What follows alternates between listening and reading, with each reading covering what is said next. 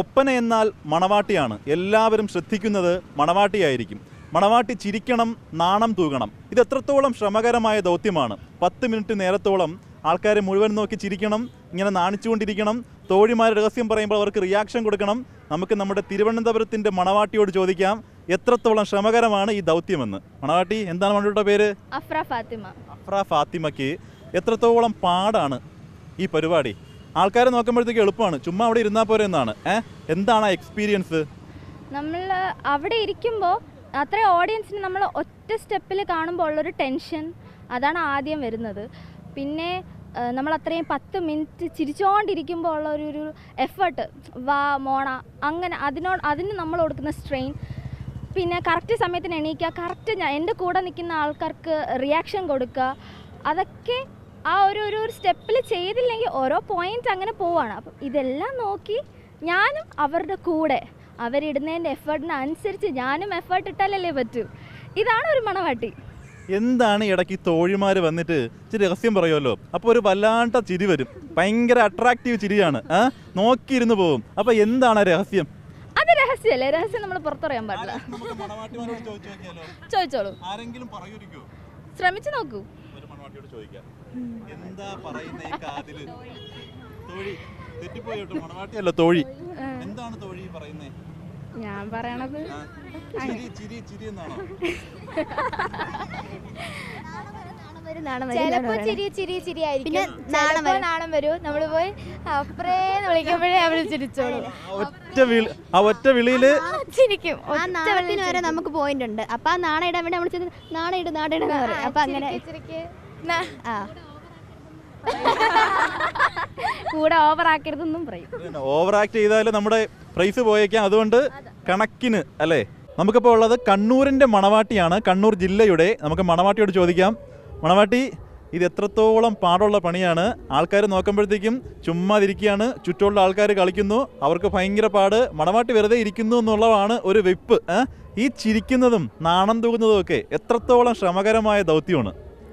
എല്ലാവരും പറയും ഇതൊരു ഈസി സംഭവമാണെന്ന്. ബട്ട് നമ്മൾ 10 മിനിറ്റ് അവിടെ ഒറ്റയ്ക്ക് നാണിച്ച് ചിരിച്ച് ഓഡിയൻസ് ഇത്രയും ആൾക്കാരുടെ മുന്നിൽ നിന്ന് ഓഡിയൻസിൻ്റെ അടുത്ത് ചിരിച്ചിട്ട് നമ്മൾ നിൽക്കുന്നത് കുറച്ച് പാടുള്ളൊരു സംഭവം തന്നെയാണ്.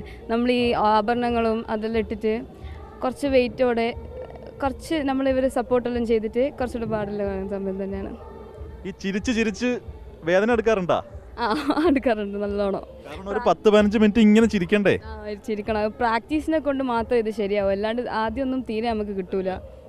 ചിരിയും നാണമൊക്കെ നമ്മൾ ആർട്ടിഫിഷ്യലായിട്ട് വരുത്തുന്നതാണ്. പക്ഷെ നമ്മളത് കാണുമ്പോൾ ഭയങ്കര നാച്ചുറൽ ആയിരിക്കും. എന്താ അതിന്റെ മാജിക്?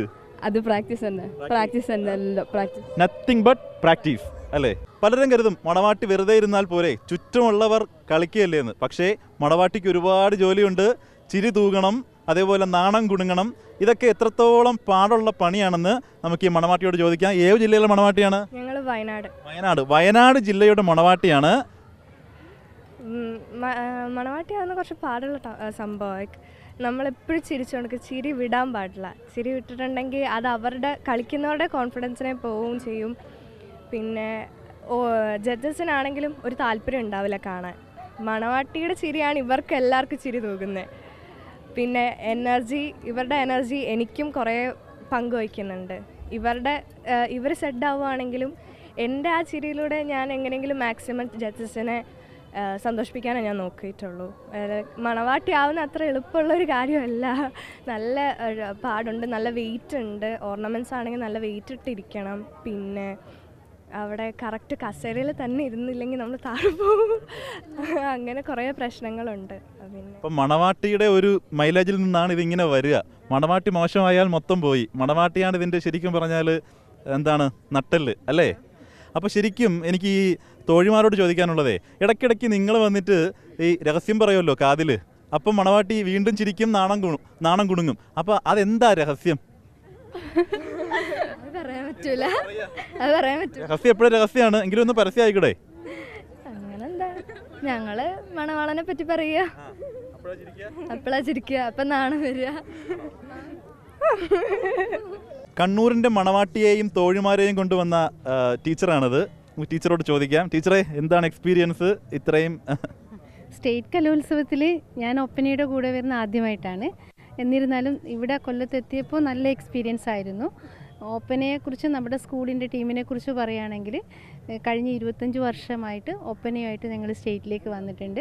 അതിൻ്റെ അകത്ത് ഒരു വർഷം നമ്മുടെ ഒപ്പന ഫസ്റ്റ് വാങ്ങിക്കുകയും സ്റ്റേറ്റ് ലെവലിൽ ഫസ്റ്റ് വാങ്ങിക്കുകയും അത് ദുബായിലേക്ക് ആ ഒരു വേദിയിൽ അവതരിപ്പിക്കാനുള്ള ഒരു അവസരം കൂടി ഞങ്ങളുടെ സ്കൂളിൻ്റെ ഒപ്പനക്ക് ലഭിച്ചിട്ടുണ്ടെന്നുള്ളൊരു സന്തോഷം കൂടി നമുക്കുണ്ട്. അപ്പോൾ 4 നൂറ്റാണ്ടായി വരികയാണ്, 25 വർഷമായിട്ട് വരുന്നുണ്ട്. അത് വലിയൊരു നേട്ടമാണ്. വലിയൊരു നേട്ടം തന്നെയാണ് നമ്മുടെ സ്കൂളിനെയും തലശ്ശേരിയെയും സംബന്ധിച്ചിടത്തോളം. ഒപ്പനയെന്ന് പറയുന്നൊരു കല നമുക്കെന്നും സ്റ്റേറ്റ് പങ്കെടുക്കാനുള്ള ഒരു അവസരം കിട്ടുന്നു ഒപ്പം നല്ല നല്ല സ്ഥാനങ്ങൾ ലഭിക്കുന്നു. 1ാം സ്ഥാനം അടക്കം ഏറിയ വർഷങ്ങളും നമുക്ക് ലഭിച്ചിട്ടുണ്ട്. അതും വലിയൊരു നേട്ടം തന്നെയാണ്. Thank you. വയനാടിൻ്റെ മറ്റൊരു മണവാട്ടി നമ്മളോടൊപ്പം ഉണ്ട്. നമുക്ക് മണവാട്ടിയോട് ചോദിക്കാം. മണവാട്ടി, ഈ നാണം വരുത്താനും ഈ ചിരിക്കാനും ഒക്കെ സ്റ്റേജിൽ എത്രത്തോളം പ്രയാസമാണ്? ചില ആൾക്കാർ കരുതും ഇത് ഭയങ്കര എളുപ്പമുള്ള പണിയാണ്, ചുമ്മാ അവിടെ ഇരുന്നാൽ പോരെയെന്ന്. അത്ര എളുപ്പമൊന്നുമല്ല. ആ 10 മിനിറ്റും ജഡ്ജസിനെ നോക്കി ആരും നോക്കാതെ നോക്കി ചിരിക്കണം. അതൊരു പാട് തന്നെയാണ്. പിന്നെ ഞങ്ങളൊപ്പം കളിക്കുന്ന പിന്നെ 6 പേരും അങ്ങനെയാണോ, അവരും ചിരിക്കുന്നുണ്ടോ, അവരെ നോക്കി ഐ കോണ്ടാക്റ്റിൽ ചിരിക്കണോ, അതൊക്കെ ഒരു പാട് തന്നെയാണ്. മണവാട്ടിൻ്റെ അത്ര വലിയ.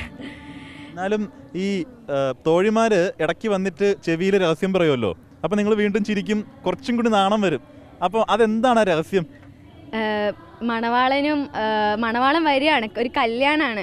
അപ്പോൾ മണവാളൻ വരുന്നതിനെ കുറിച്ചുള്ള കുറച്ച് കാര്യങ്ങളൊക്കെ പറയുമ്പോൾ മണവാട്ടി കാണുന്നില്ലല്ലോ മണവാളൻ വരുന്നത്. അപ്പോൾ അതിനെക്കുറിച്ച് പറയുമ്പോൾ മണവാട്ടിക്ക് ഉണ്ടാകുന്ന കുറച്ച് നാണവും കാര്യങ്ങളൊക്കെയാണ്. അപ്പോൾ മണവാളിനെ ഓർത്തിട്ട് വരുന്ന ആ നാണച്ചിരിയാണ് കാണുന്നത്. അടുത്ത നമ്മോടൊപ്പം ഉള്ളത് കാസർഗോഡ് ജില്ലയിലെ മണവാട്ടിയാണ്. നമുക്ക് ഈ മണവാട്ടിയോട് ചോദിക്കാം.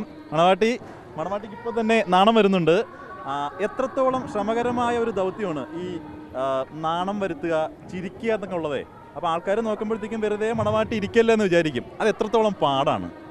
അതിങ്ങനെ ചിരിച്ചുകൊണ്ടിരിക്കുമ്പോൾ ഫേസ് ചുണ്ടൽ ഭയങ്കര ഡ്രൈ ആയിട്ടിരിക്കുമ്പോൾ ഒരു 10 മിനിറ്റ് തന്നെ ഇങ്ങനെ ചിരിച്ചുകൊണ്ടിരിക്കുമ്പോൾ ഈ സൈഡിൽ നല്ല വേദനയെല്ലാം പെയിൻ എടുക്കും.